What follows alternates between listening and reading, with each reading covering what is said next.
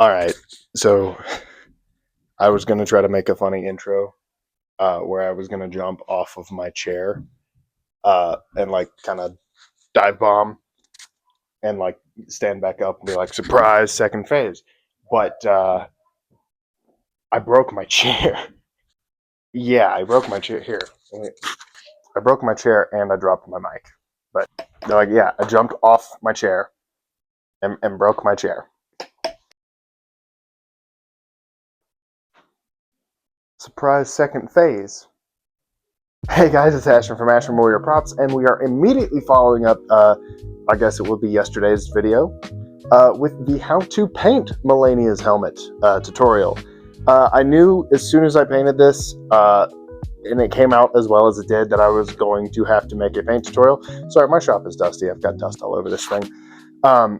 And I mean, well and truly, this thing came out great, a lot better than I expected to. And I normally hate gold. I really do. I really hate any sort of gold color because I never feel like I get it right. But this came out so much better than I had hoped for. Now, for starters, this is done, the primer is done with an HVLP gun. If you don't have an HVLP gun, you can use right out of the can Plasti Dip. And yeah, I think that's about it. Most of this is going to be brush paints that are pretty easily accessible. So if you missed the build video and you want to build this helmet, this is entirely HD foam, all made by hand. You can follow yesterday's video with the free template that is on my website. And today we are going to paint this. So let's talk about what you are going to need first. So, to kick things off, if you are painting this with an HVLP gun, you can get a gallon of Plasti Dip. You can get it on Amazon or dipyourcar.com. You can also use a rattle can of Plasti Dip. Really up to you. It doesn't matter one way or another. In terms of actual paints, I use a Spastix Gloss Black. There are options when you do this. If you want, so if you look at these, this one has more of a yellow gold, and this one has more of a copper bronze gold hue to it. So picking which version, do they look different on camera? Yeah, this one's still more yellowy. This one you can achieve if you use a gloss black base. This one you can achieve if you use a brown base. So when you're going to buy your paints, keep that in mind. If you are going the gloss black route, I use a Spastix Gloss Black or Gloss Black Backer. If you're going to go the brown route, which gives you the more copper color, you're going to use a raw umber. Once you've decided what route you're going to take, we then are going to use Golden Brand Iridescent Bronze and Golden Brand Interference Gold. Yeah, you can also, if you want to weather things, grab a can of the Dirty Down Black Aging Spray and the Dirty Down Dark Brown. That's going to kind of be your materials and paints list. Materials-wise, I literally used old chip brushes for most of this. So yeah, let's talk about how to make this awesome paint job. Let's do it. Before we start painting, make sure you have your helmet as smooth or as finished as you want it to be. We're then going to shoot a light, very distance pass of Flex Seal, and this is to add some bumpy, rough texture to the worn finish we're going for. If you want yours to remain smooth, you can skip that step. That is not necessary. I was really going for a more aged, worn, hammered, grimy, gross gold when I was doing this. So that's why I started with that distance spray of Flex Seal. Again, you don't need that. If you want something pristine and smooth, we're just going to go right into the next step. We're then going to do 2 or 3 coats of Plasti Dip. Again, if you don't have an HVLP gun to shoot Plasti Dip through, that's totally fine. You can use a rattle can. Just make sure you do 2 or 3 nice, even coats. Once your coats of dip are even and smooth, I then am going to ruin that smoothness with a texture sponge. What I like to do while the Plasti Dip is still wet is go in and add some surface level pitting. This is going to be some less extreme, shallow detail pitting, which is really going to highlight the realism for this job. Make sure you're doing this in a way that makes sense and it doesn't just look random. I then did a light dusting of gray filler primer and wet sanded it to get some smoothness back. Now, like I said in the beginning of the video, you can choose to either do a raw umber base or a gloss black. Whichever color you choose, apply it with an old chip brush in some circular motions and dabbing motions. This should take you 2 or 3 coats all over the helmet to really make sure we keep a nice even coating on there while keeping a nice brushed metal finish across the entire build. If this was supposed to be a sci-fi gold, I would probably spray this with an HVLP gun. Just make sure you're watching all the overhanging details and really making sure you work your color into the crevices and deep valleys of this build.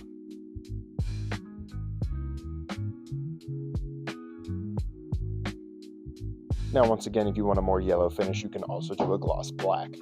Now, a lot of people have known me for my more steel and silvery looking metal finishes and the realistic paint jobs I do for those. And my methods normally stay the same for those, where you start shiny and work your way backwards. Gold, to me, especially a more aged, worn gold like so, is done in opposite fashion. We are going to start with grime and work our way up to the shiny gold. This is going to, especially with dry brushing and rough brushing techniques, is going to really make sure the texture, detail, and refined points on this are going to pop and really make the gold look more realistic and less cartoony and less candy coated. Again, this is supposed to be a medieval fantasy style helmet. We really want to sell that this is aged and worn and has grime in it and has nastiness. Again, especially with the lore of Malenia being, she's been around for a bit. She's also been in several giant wars. She's a part of she's got the scarlet rot. She's in the base of the Haley tree. She's surrounded by nature and dirt, grime, blood, gore, you name it. We want to make sure that the grime and age tells that story as we go forward. So once again, we are really going to work in the opposite direction to my steel finishes. Next, we're going to do our first pass of our iridescent bronze. Now for this, I like to use an old chip brush and dry brush this on here. You should rub as much paint off as you can while still getting that pigment on there. You'll see I dab a lot and then do some circles. Dab and circles, dab and circles. This is to make sure that we don't work everything into the details and just highlight around them. This is going to make sure they pop and that brown still comes to the surface after the final coats. As I rotate this around, you can already see it start to come to life with the way it highlights around the texture and doesn't fill it in. This is really going to sell the dimension and the different layers to our texture and our build that we've done. Remember, with a technique like this, less is more in the beginning. You can always go back and add more. It's a little harder to take some away. But again, you get this nice splotchy look, especially on the places that catch the sun or have these more rounded edges to highlight. Make sure you give the wings the same treatment and follow up with a second coat. This second coat should be even lighter than the first. You really shouldn't look like you're adding a lot to this on the second coat. This is mostly just to add some more detailing and highlights. Once those first 2 coats are dry, you should have something that looks vaguely like this, and this already has a lot of dimension. Our next step is to take that interference gold, and we're going to apply a similar dry brushing technique. This is going to act as the lighter tone to the gold and is going to act as your edge scraping highlights and just to add a lighter tone to this whole thing to add some shine to it. Once again, dry brush and stippling techniques are going to be the key here.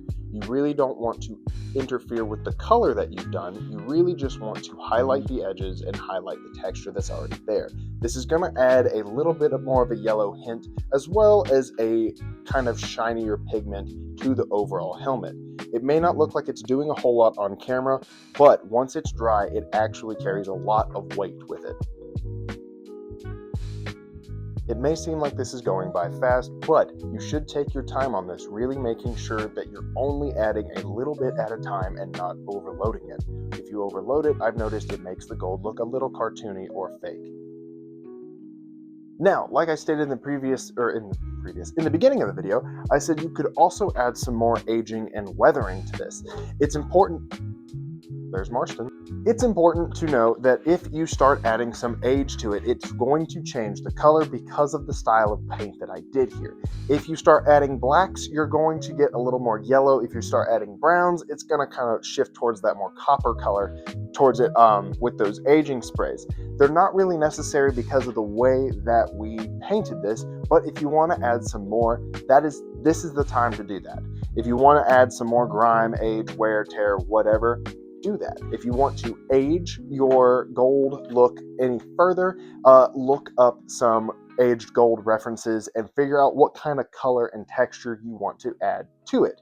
Don't treat this like it's supposed to mimic steel. This is its own separate beast. I should probably do a separate color theory video for doing something like this because it is so much different than my typical paint jobs. But if you've skipped the dirty down and you're going and you're done and you follow the tutorial otherwise, you should end up with something that looks kind of like this.